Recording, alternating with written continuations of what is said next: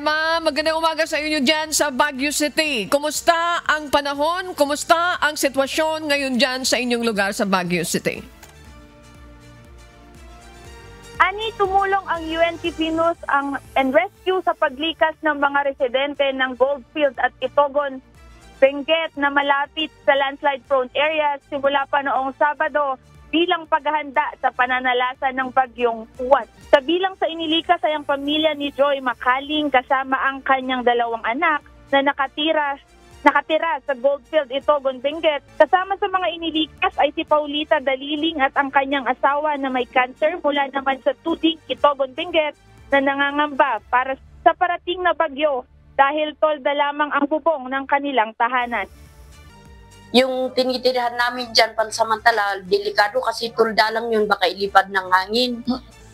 Isa rin si Julian na tubong Aurora Province sa mga lumikas dahil sa pangambang baka mapasok ng tubig ang kanilang bahay dahil mag-isa lang ito sa kanila. Sa totoo lang, malayo naman ako sa landslide. Kaso ang pinaka-problema ko, wala kasi yung asawa ko tapos yung bahay namin napapasukan ng tubig kasi malapit kami sa tulay. Hindi rin maalis kay Julian ang pag-aalala sa kalagayan ng kanyang pamilya sa Aurora dahil doon ang sentro ng bagyo. Ano na po kasi yung tatay ko, stroke na po.